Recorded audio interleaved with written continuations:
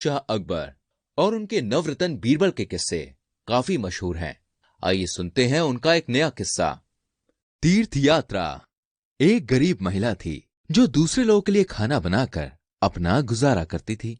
वो अपनी मेहनत से कमाए गए पैसों में से एक छोटी रकम बचा लेती थी ताकि बुढ़ापे में वो इसका इस्तेमाल कर सके। वो पैसे उसके लिए जान से भी ज्यादा प्यारे थे। कुछ साल बाद शहर के कुछ लोगों ने तीर्थ यात्रा पर जाने का फैसला किया।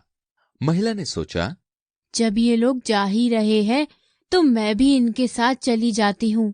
मेरे लिए ये एक अच्छा मौका है।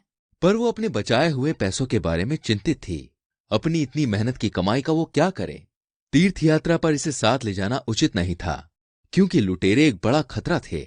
इसलिए वो नहीं जानती थी कि वो उन पैसों को कैसे सुरक्षित रखे। उस नगर के एक आश्रम में एक सन्यासी बाबा रहा करते थे।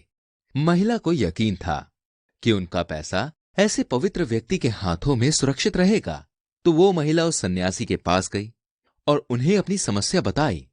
उसकी बात सन्यासी ने सुनी और कहा, हे पुत्री, तुम मुझे इस तरह की सांसारिक चीजों में बांधने की कोशिश क्यों कर रही हो?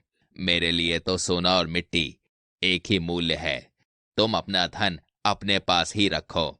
ये सुनकर वो महिला और भी निश्चिंत हो गई कि वो सही आदमी के पास मदद के लिए गई है। अगले दिन वो पैसे लेकर सन्यासी के पास वापस गई। उसने पैसे एक बर्तन में रख दिए और सन्यासी से अनुरोध किया कि वो उसकी मदद करे। पहली बार में तो सन्यासी ने मना कर दिया, लेकिन जब उस महिला ने बहुत जोर देकर विनती करी तो उन्हें सहमत होना पड़ा। सन्यासी ने कहा, मैं आपके पैसों को नहीं छूऊंगा। आप खुद निर्णय करें कि इसे कहां रखना है। आप उस कोने में अपने हाथों से बर्तन को दफन कर दें। महिला ने सावधानी से गड्ढा खोदा और बर्तन को दफन कर दिया। फिर वो शांति से तीर्थ यात्रा पर निकल गई।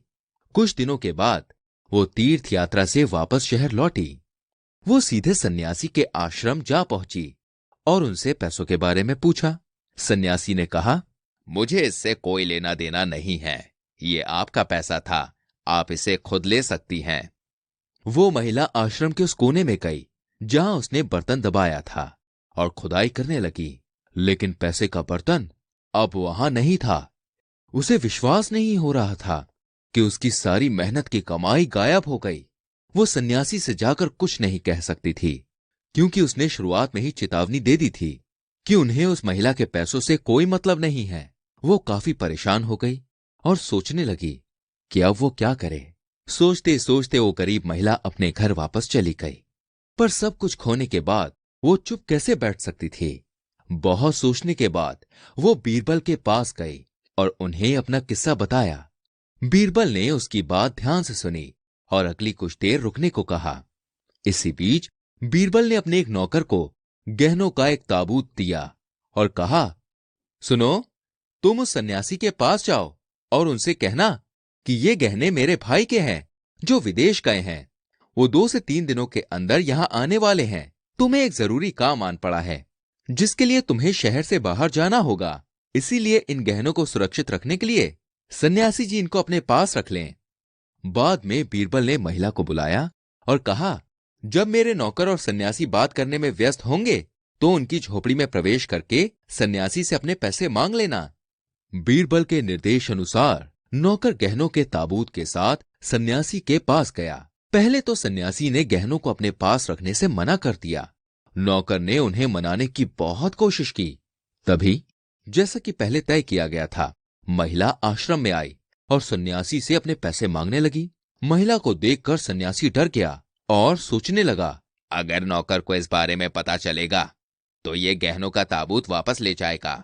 सन्यासी ने बड़ी विनम्रता से उस महिला से कहा, बेटी, ये अच्छा है कि तुम आ गई। तुमने बर्तन को कहीं और गाड़ा था और उसे कहीं और ढूंढ रही थी। उस महिला को सन्यासी के व्यवहार में भारी बदलाव दिखा। वो इस बात से काफी चकित थी। सन्यासी ने आगे कहा, कृपया सही जगह पर बर्तन की तलाश करो। और ये देखकर उसने एक पत्थर की ओर इशारा किया। महिला ने सन्यासी की बताई हुई जगह पर खुदाई करी तो उसे अपना बर्तन और पैसे दोनों मिल गए।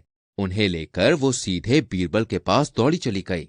जब बीरबल ने देखा कि महिला को उसके पैसे वापस मिल गए हैं तो उसने अपने दूसरे नौकर को सन्यासी के आश्रम भेजा और उसे बताया कि वहां क्या कहना है।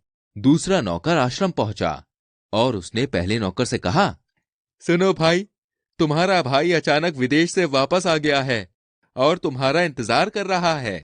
अपने साथी को वहां देख पहला नौकर भी समझ गया कि बीरबल ने ही उसे भेजा होगा और वो बोले, क्या वो आ गया?